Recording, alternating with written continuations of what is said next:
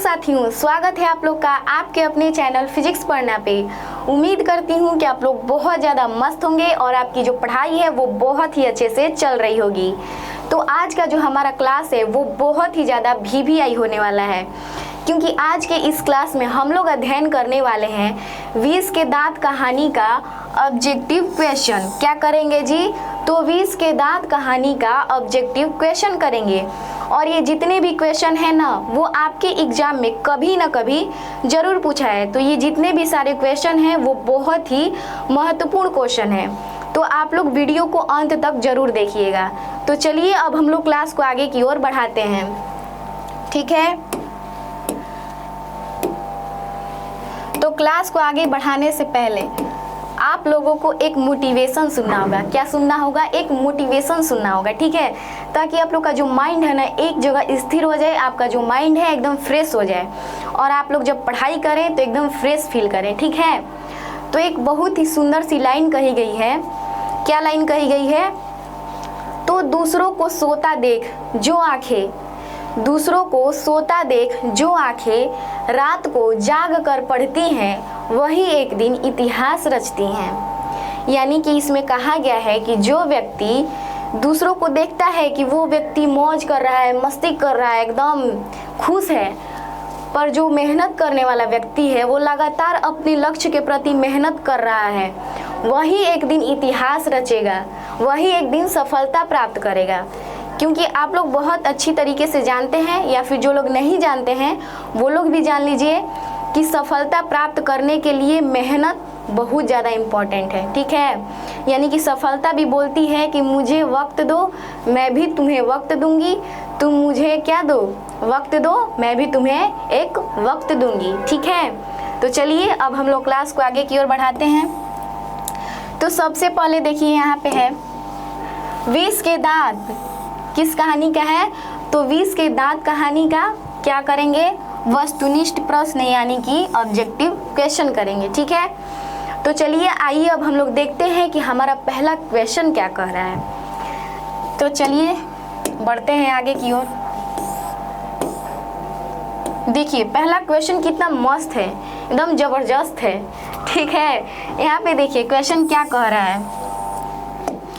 सबसे पहले क्वेश्चन है, किसके अनुसार सेनों ने सिद्धांतों को भी बदल दिया था? यानी कि किसके अनुसार जो सेन साहब थे, उनकी पत्नी थी, वो अपना सिद्धांत बदल दिए थे, यानी कि कार्य करने का तरीका ही बदल दिए थे। कौन थे भाई वो महान व्यक्ति? कौन थे जी? वो महान व्यक्ति कौन थे? तो आप लोगों को बहुत अच्छे से याद होगा कि वो महान व्यक्ति कौन है। हमारे जाने माने व्यक्ति हैं वो, ठीक है। तो पहले ऑप्शन देख लीजिए कौन है। ऑप्शन में पहला दिया है बेटियों के अनुसार, यानी कि जो सेन परिवार थे वो अपना सिद्धांत इसलिए बदल दिए थे कि उनकी बेटियां थीं, या फिर खोखा के अनुसार, या फिर मदन के अनुसार, या फिर गेधर के अनुसार। इन चारों में से किसके अनुसार सेनों ने अपना सिद्धांत बदल दिया?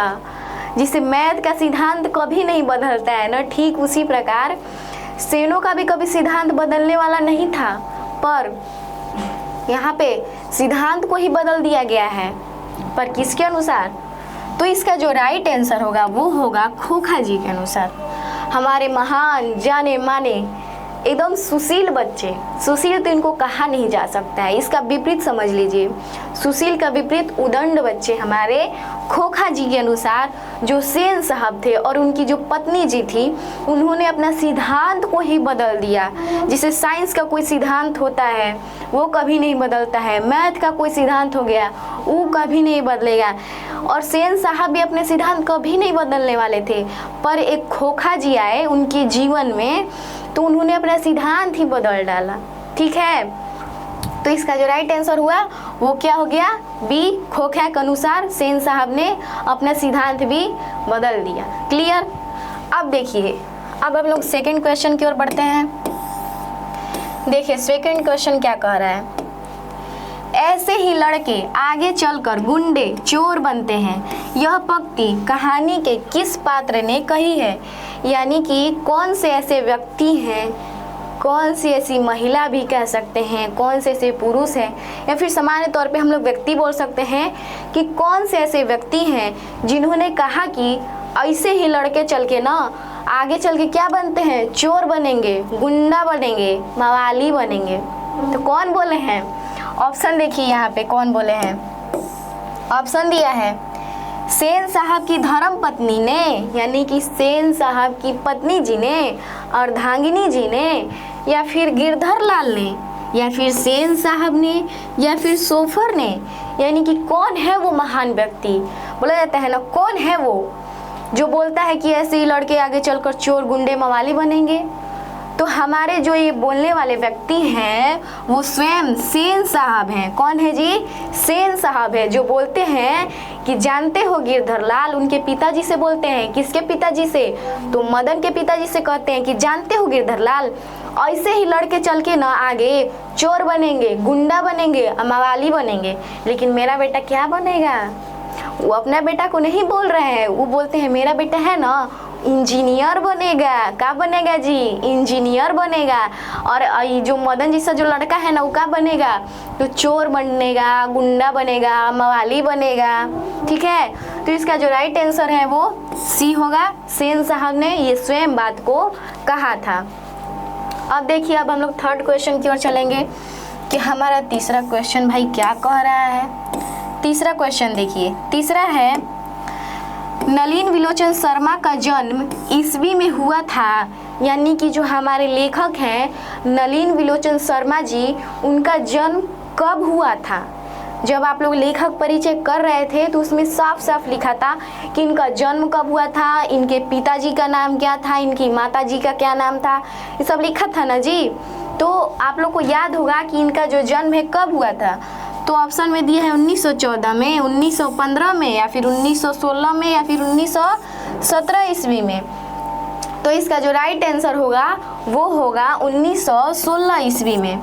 यानी कि हमारे आदरणीय जाने माने लेखक, महान लेखक, इनका जन्म जो है 1916 ईस्वी में हुआ था। यानी कि एग्जाम में पूछ देगा कि हमारे नलिन विलोचन शर्मा जी का जन्म कहाँ हुआ था, कब हुआ था, कितने ईस्वी में हुआ था।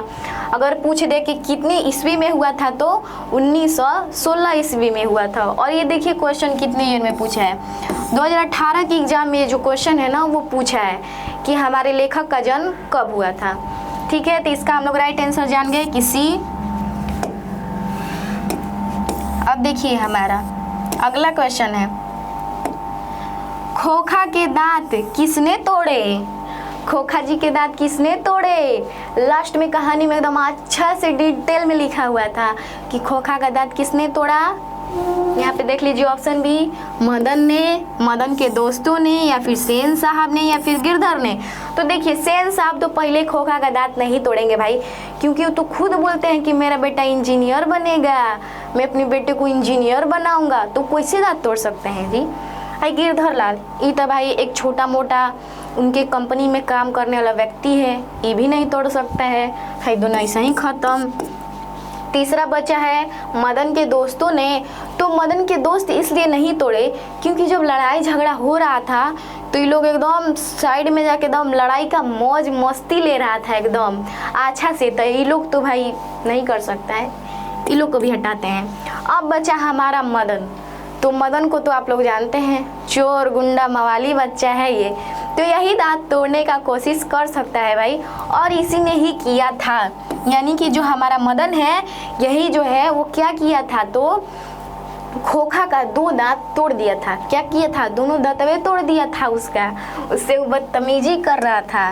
ठीक है, बोल रहा था खेलेगा फ्री फायर, है ना, यानी कि बोल रहा था कि लट्टू खेल, मतलब बोल रहा था कि मैं भी लट्टू खेलेगा, यानी कि मैं भी खेलेगा फ्री फायर, उसी तौर पे बोल रहा था कि मैं भी लट्टू खेलेगा। ठीक है, अगला देखिए, अगला क्वेश्चन है, विष के दांत पाठ की विधा है। यानी कि जो विष का दांत है वो क्या है? क्या है जी विष का दांत? निबंध है, व्यक्ति चरित्र है, या फिर कविता है, या फिर कहानी है। तो हमारा जो विष का दांत है वो क्या था? तो जो विष का दांत है वो एक प्रकार का कहानी है, उसमें कहानी वर्णन किया गया है कि एक खोखा नाम का लड़का रहता है, एक मदन नाम का लड़का रहता है, और मदन जो है ना खोखा को दोनों दांते भी तोड़ देता है ना। तो इसलिए क्या है, ये एक कहानी है। 20 का दांत क्या है, ये एक कहानी है। आपके एग्जाम में पूछ देगा कि 20 का दांत किस विधा की रचना है या फिर 20 की दांत क्या है, तो 20 की दांत एक प्रकार का कहानी है। और ये जो क्वेश्चन है 2019 में भी पूछा है, 2021 में भी पूछा है, हो सकता है आपके आने वाले एग्जाम 2026 में भी पूछ दे, इसलिए इसको हल्के में लेने की कोशिश मत कीजिएगा, ठीक है। आगे बढ़ते हैं, आगे देखिए, आगे है 6वां। देखिए, सेन साहब की कार की कीमत है, यानी कि सेन साहब की कार की कितनी कीमत थी, कितनी कीमत थी जी, 7,500, 8,500, 9,500 या फिर 7.5 लाख। तो सेन साहब जो थे अपना एकदम स्ट्रीमर इंड कंपनी का जो कार था वो कितने रुपए का खरीदे थे, तो 7,500 रुपए का। उनको अपनी कार पे नाज था कि मैंने अपनी कार को 7,500 में खरीदा है। स्ट्रीमर इंड कंपनी का एकदम ब्लैक मॉडल का है, ठीक है। तो इसका जो राइट आंसर हुआ वो ए होगा। 7,500 की सेन साहब ने अपने गाड़ी को खरीदा था, यानी कि उसकी जो कीमत है वो 7,500 थी। आगे देखते हैं, अगला देखिए, सेन साहब की आंखों का तारा है, यानी कि सेन साहब की आंखों का तारा प्यारा बच्चा कौन है। तो सेन साहब का आंखों का तारा कार है या फिर खोखा है या फिर खोखी है या फिर उपयुक्त सभी है। तो सेन साहब की आंखों का तारा कौन है जी, तो हमारे बहुत ही जाने माने व्यक्ति खोखा जी जो हैं वो सेन साहब की आंखों का तारा है, एक बुढ़ापे का सहारा है। क्या है जी, ये एक आंखों का तारा है, बुढ़ापों का सहारा है। क्योंकि ये जो खोखा है ना अपनी जीवन के मामलों में अपवाद था, यानी कि जब सेन साहब और उनकी पत्नी को लगा ना कि अब हमारा बच्चा नहीं होगा, तब जाके खोखा जो है पैदा हुआ था। इसलिए ये सबसे घर में छोटा हो गया। और आप लोग जानते ही हैं कि जो छोटे बच्चे होते हैं ना, घर में जो छोटे बच्चे होते हैं उनका तो मानजन बहुत किया जाता है, खास करके उनके पिताजी से उनका मानजन बहुत किया जाता है। यानी कि घर में जो छोटे बच्चे होते हैं ना, कोई भी बच्चा हो भले ही बड़ा क्यों ना हो गया हो, लेकिन अपने फैमिली में वो छोटा रहता है ना तो उसका मानजन बहुत किया जाता है, खासकर उसके पिताजी उसको बहुत मानजन करते हैं, ठीक है। इसलिए इनका भी मानजन होता है क्योंकि ये भी घर के छोटे व्यक्ति हैं, घर के छोटे मालिक हैं ही, ठीक है। इसलिए ये आंखों के तारे हैं। अगला देखिए, अगला है मोटर को कोई खतरा हो सकता है तो, यानी कि जो मोटर है यानी कि स्ट्रीमल इंड कंपनी की जो ब्लैक मॉडल जो कार है उसको किससे खतरा हो सकता है। यहाँ पे 4 ऑप्शन है, खोखा से, मदन से, सीमा से या फिर शेफाली से। तो ये जो ब्लैक मॉडल की जो कार है एकदम चमचमाती हुई कि कोयल कब घोंसले से उड़ जाए, इसको किससे खतरा है, तो हमारे खोखा जी से इस कार को खतरा है। क्योंकि खोखा जी इंजीनियर है भाई साहब, वो बचपने से उनमें इंजीनियर का गुण दिखता है। तो इंजीनियर बच्चे तो जानते ही हैं क्या क्या कर सकते हैं। अभी छोटे हैं, छोटे इंजीनियर साहब है, बड़े होते हैं तब नहीं इनको समझदारी होता कि ऐसे करना है काम, वैसे करना है। अभी तो ये छोटे इंजीनियर हैं, तो छोटे हैं इंजीनियर तो छोटे जैसा काम कर रहे हैं, एकदम मार के तोड़ फोड़ कर दे रहे हैं।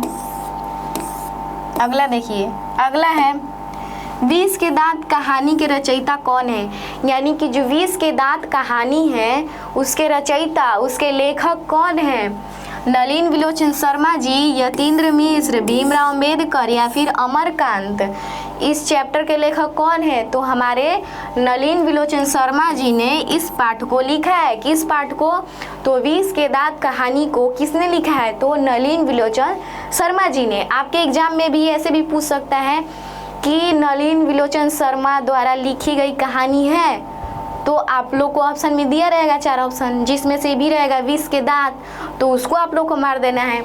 अगर ऐसे दिया रहे कि 20 के दांत कहानी के रचयिता हैं, तो इसे 4 लेखक का नाम दिया है, तो उसमें से वो लेखक का नाम मार देना है कि इस लेखक जो है वो कौन है, तो नलिन विलोचन शर्मा जी हैं, ठीक है। तो बिल्कुल घबराना नहीं है, एग्ज़ाम एकदम मस्ती से एग्ज़ाम दे के आना है।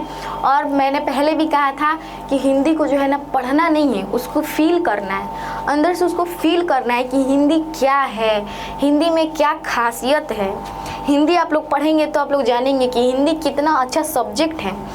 मुझे जहाँ तक उम्मीद है कि हिंदी तो सबको अच्छा लगता ही होगा, और जिनको नहीं अच्छा लगता है उनको तो मैं फेवरेट बना दूँगी उन लोग के लिए, क्योंकि हिंदी को पढ़ा नहीं जाता है भाई।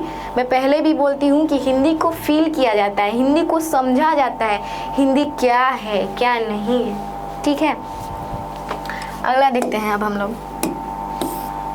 अगला देखिए, सीमा, रजनी, आलो, शेफाली, आरती पांचों किसकी बहनें थीं? ये जो 5 लड़कियां हैं सुशील, वो किसकी बहनें थीं? मदन की, खोखा की, लेखक की, सेन साहब की। यानी कि ये जो 5 लड़कियां थी वो किसकी बहन थी?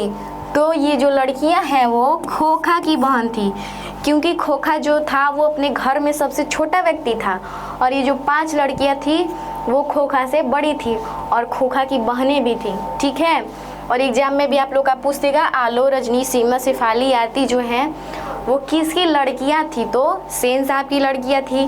किसकी बहनें थी? तो खोखा की बहनें थी। ठीक है, इसलिए इसका राइट आंसर क्या होगा? बी होगा, खोखा की। आगे चलते हैं अब। ठीक है, आगे देखते हैं। अगला देखिए, अगला है, मैं तो खोखा को इंजीनियर बनाने जा रहा हूँ। यह कथन किसका है? यानी कि कौन व्यक्ति हैं जो बोलते हैं कि मैं तो अपने बेटे को इंजीनियर बनाऊंगा। तुम अपने बेटे को कुछ भी बनाओ भाई, मुझे उसे क्या लेना देना है, मैं तो अपने बेटे को इंजीनियर बनाऊंगा। क्या बनाऊंगा? इंजीनियर बनाऊंगा। कौन बोलते हैं? सेन साहब, मिस्टर सी, गिरधर लाल या फिर मुखर्जी साहब का। यानी कि कौन ऐसे व्यक्ति हैं जो ये बात बोले हैं कि मैं अपने बेटे को इंजीनियर बनाऊंगा। तो आप लोगों को बहुत अच्छे से पता होगा, अभी तक तो बहुत अच्छे से आप लोग जान लिए होंगे कि ये जो कथन है वो किसका हो सकता है। तो हमारे सेन साहब का ये कथन हो सकता है, क्योंकि सेन साहब ठहरे धनी परिवार के व्यक्ति, वो एकदम उछलते रहते हैं, कूदते रहते हैं। इसे नहीं कोई व्यक्ति होता है एकदम किसी काम में लबा लबा करता रहता है, किसी और से बात पूछा जाएगा लेकिन वो बताएगा, वैसे एक लबरा व्यक्ति होता है ना, ठीक उसी प्रकार ये भी सेन साहब जो थे ना, लबा लबा बोलते रहते थे कि मैं भी अपने बेटे को इंजीनियर बनाऊंगा, हाई बनाऊंगा, हाउ बनाऊंगा। ठीक है, इसलिए इसका जो राइट आंसर होगा वो सेन साहब होंगे। आगे देखते हैं। अगला है, नलिन विलोचन शर्मा द्वारा लिखित कहानी निम्न में से कौन है?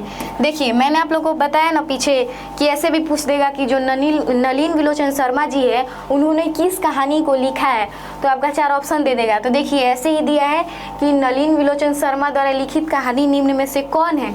और देखिए जो क्वेश्चन है 2021 में पूछा है, यहाँ पे ऑप्शन दिया है मछली, अक्षरों की कहानी, विष के दांत या फिर भारतीय लिपियों की कहानी। तो कौन है जी नलिन विलोचन शर्मा जी द्वारा लिखित कहानी? तो विष के दांत। ठीक है, विष के दांत। ठीक है, यानी कि इसका जो राइट आंसर होगा वो सी होगा हमारा, यानी कि नलिन विलोचन शर्मा जी ने विष के दांत कहानी को लिखा है। अब देखिए, अब आगे बढ़ते हैं। अब आगे क्या कह रहा है हमारा क्वेश्चन, मदन के लिए क्या खाना मामूली बात था? मदन के लिए क्या खाना मामूली बात था? जिसे हम लोग कुछ खाते हैं ना, जैसे दाल, चावल, रोटी, सब्जी, ये हम लोग के लिए खाना मामूली बात तो है ही, पर इसमें खाना की बात नहीं की गई है, भोजन की बात नहीं की गई है। यानी कि इसमें कहा गया है कि उस व्यक्ति को क्या रोज रोज दिया जाता था, कौन सा डोज उसको दिया जा रहा था। दुत्कार दिया जा रहा था, प्यार किया जा रहा था, मार दिया जा रहा था, फिर फटकार दिया जा रहा था। तो उसके लिए सबसे ज़्यादा मामूली बात था कि उसको क्या किया जा रहा था? मार दिया जा रहा था। यानी कि उसको मार खाना एकदम आम बात हो गया था। जिसे हम लोग खाना खाते हैं ना, दाल, चावल, रोटी, सब्जी, भुंजिया, ये सब खाते हैं, हम लोग के लिए ये सब आम बात है कि हम लोग खाते हैं। ठीक उसी प्रकार मदन के लिए मार खाना बहुत मामूली बात हो गया था। ठीक है, यानी कि इसका जो राइट आंसर होगा वो सी होगा, मार खाना मामूली बात हो गया था। अब देखिए नेक्स्ट पे चलते हैं। सेन साहब की पांचों लड़कियां कैसी थी? जो सेन साहब की पांचों लड़कियां थी, आलो, शेफाली, रजनी, आरती, ये सब कैसी थी? उदंड थी, नासमझ थी, मूर्ख थी या फिर सुशील थी? तो जो सेन साहब की जो पुत्रियां थी वो एकदम सुशील थी। और कहा भी जाता है लड़कियां तो सुशील होती हैं, ठीक है, लड़कियां तो सुशील होती ही हैं, है ना। इसलिए इसका जो राइट आंसर होगा वो क्या होगा? तो सुशील होगा, सुशील होगा। यानी कि जो लड़कियां थी, आलो, शेफाली, रजनी, आरती, सब जो लड़कियां थी वो एकदम सुशील थी, उनका शिष्टाचार बहुत अच्छा था और उनके माता पिता को इस बात को लेके गर्व था। और किसी भी माता पिता को इस बात को लेके गर्व होगा कि मेरा जो बच्चा है मेरा बात मानता है, मेरा कहना करता है, पढ़ाई में भी ठीक है, सब चीज़ में अच्छा है, तो किसी के भी माता पिता भाई गर्व करेंगे ही करेंगे, ठीक है। इसमें कोई गलत कह ही नहीं सकता है ना। अब देखिए आगे चलते हैं। अगला है विष के दांत शीर्षक पाठ किस कहानी संग्रह से लिया गया है? यानी कि जो विष का दांत कहानी है वो किस संग्रह से लिया गया है, कहाँ से लिया गया है, कहाँ से संकलित है? मित्र मिलन से, विष के दांत तथा अन्य कहानियों से, या फिर कुहासा से, या फिर मौत का नगर से। तो ये जो विष का दांत कहानी है वो विष के दांत तथा अन्य कहानियों से ली गई है। यानी कि जो इसका राइट आंसर होगा वो बी होगा, विष के दांत तथा अन्य कहानियों से विष के दांत कहानी ली गई है, संकलित है, कुछ भी कह सकते हैं। अब देखिए आगे बढ़ते हैं। अगला क्वेश्चन है, लेखक नलिन विलोचन शर्मा जी की माता का क्या नाम था? यानी कि जो लेखक थे नलिन विलोचन शर्मा जी, उनकी माता जी का क्या नाम था? लालीवती शर्मा, रत्नावती शर्मा, कमलावती शर्मा या फिर प्रभावती शर्मा?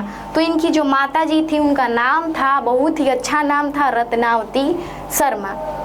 इसका एक ट्रिक भी है कि नलिन विलोचन शर्मा, इनके अंत में शर्मा लगा है, इनके पिताजी के नाम के अंत में भी शर्मा लगा है और इनकी माताजी के नाम के अंत में भी शर्मा लगा है। यानी कि इस ट्रिक से आप लोग याद कर सकते हैं कि इन तीनों के नाम में अंतिम में शर्मा लगा है, ठीक है। इसलिए इसका जो राइट आंसर है वो रत्नावती शर्मा होगा। अब चलते हैं अगला क्वेश्चन की ओर अपना।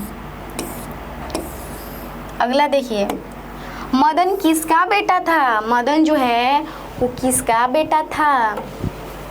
ड्राइवर का, गिरधर का, या फिर मुखर्जी साहब का, या फिर पत्रकार साहब का? तो जो मदन था, जो गुंडा मवाली चोर जो बनने वाला व्यक्ति था, वो गिरधर लाल का पुत्र था। किसका पुत्र था? तो गिरधर लाल का बेटा था, ठीक है। यानी कि जो गिरधर लाल थे वो क्या थे? एक मामूली व्यक्ति थे जो सेन साहब के यहाँ कार्य करते थे, उन्हीं का बेटा था मदन, जो आगे चल के क्या बनने वाला था? तो आगे चल के यही व्यक्ति चोर गुंडा मवाली बनने वाला था।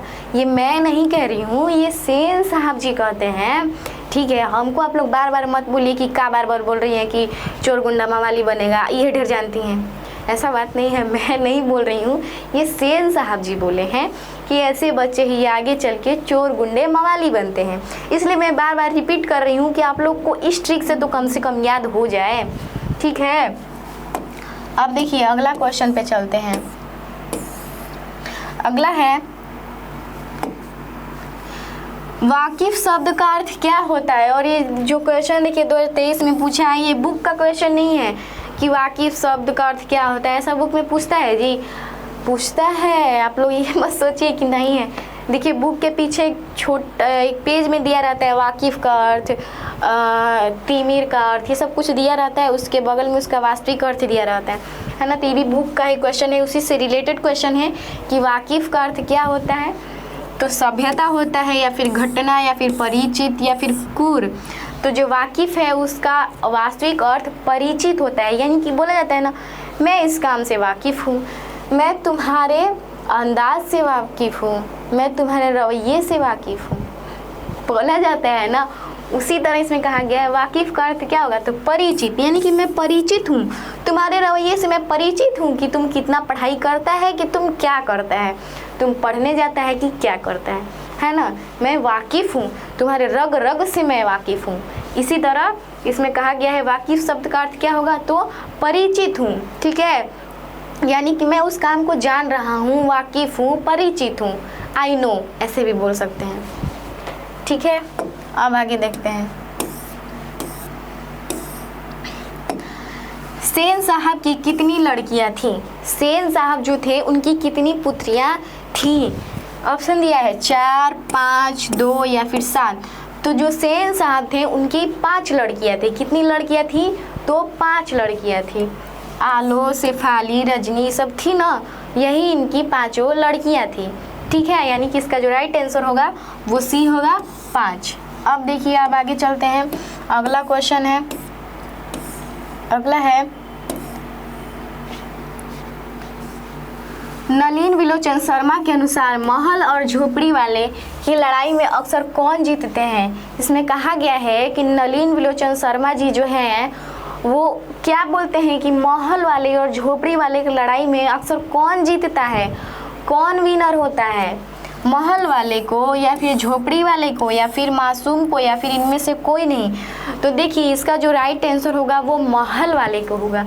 क्या होगा? महल वाले को, अमीर व्यक्ति को। आप अभी भी नॉर्मली समाज में देखते हैं कि अगर एक गरीब और अमीर का लड़ाई हुआ रहेगा तो अधिक जो व्यक्ति है ना वो अमीर के सपोर्ट में ज़्यादातर रहते हैं। और इसमें भी कहा गया है महल यानी कि अमीर व्यक्ति, झोपड़ी यानी कि गरीब व्यक्ति। महल और झोपड़ी के बीच में कौन जीतता है, यानी कि इन दोनों में से कौन जीतता है? तो महल वालों की जीत होती है, अमीर व्यक्तियों की जीत होती है, जो कि ऐसा नहीं करना चाहिए। जिसका जो सत्य हो उसी का साथ देना चाहिए, जो असत्य उसका साथ नहीं देना चाहिए, ठीक है। अगला देखिए, मदन पड़ोसियों के आवारागर्द छोकरों के साथ क्या कर रहा था? यानी कि जो मदन है वो बच्चों के साथ, यानी कि जो आवारा बच्चे थे जो घूम रहे थे, फिर रहे थे, ऐसे ही वो उन लोग के साथ क्या कर रहा था? पतंग उड़ा रहा था या फिर क्रिकेट खेल रहा था या फिर लट्टू नचा रहा था या फिर चोर सिपाही खेल रहा था? तो मदन क्या कर रहा था जी? लट्टू नचा रहा था। तभी ना खोखा के बोलता है मैं भी खेलेगा। क्या करेगा? मैं भी खेलेगा। इसलिए जो है ना, इसका जो राइट आंसर होगा वो सी होगा, लट्टू नचा रहा था। जिससे खोखा देखता है तो उसका भी मन एकदम ललच जाता है कि काश मुझे भी लोग लट्टू खिला लेता, है ना। इसलिए इसका जो राइट आंसर होगा वो सी होगा, लट्टू नचा रहा था, ठीक है। अगला है, रसक शब्द का अर्थ क्या होता है? रसक, उस कहानी में दिया था कि रसक, यानी कि रसक शब्द का क्या अर्थ होता है? प्रेम, ईर्ष्या, संबंध या फिर आदर। तो जो रसक है ना, इसका वास्तविक जो अर्थ होता है वो ईर्ष्या होता है। क्या होता है? ईर्ष्या। ईर्ष्या मतलब जलन करने वाला व्यक्ति, मतलब उससे उतना अच्छा तरीके से नहीं पसंद करता हो, ईर्ष्या करता हो। जैसे कोई बहुत जलता है किसी से। मान लीजिए आप पढ़ाई में थोड़े अच्छे हैं, आपका जो बगल वाला दोस्त है अगर उससे जहाँ आप टेस्ट में अच्छे नंबर लाए, एकदम जल के पागल हो जाता है, भस्म हो जाता है। ठीक उसी प्रकार इसमें उस वर्ड का प्रयोग किया गया है, ईर्ष्या का, है ना। ईर्ष्या मतलब जलन करने वाला व्यक्ति, ठीक है। यानी कि इसमें रसक का जो सामान्य अर्थ होगा वो क्या होगा? तो ईर्ष्या होगा, है ना, ईर्ष्या, ठीक है। तो आज हम लोग कितना क्वेश्चन किए हैं? 22 क्वेश्चन कर लिए। जो एग्जाम में आप लोग का पूछा है उतना क्वेश्चन हम लोग कर लिए, ठीक है। तो आज के लिए इतना ही रहेगा, मिलते हैं अगले क्लास में। तब तक के लिए जय हिंद, जय भारत।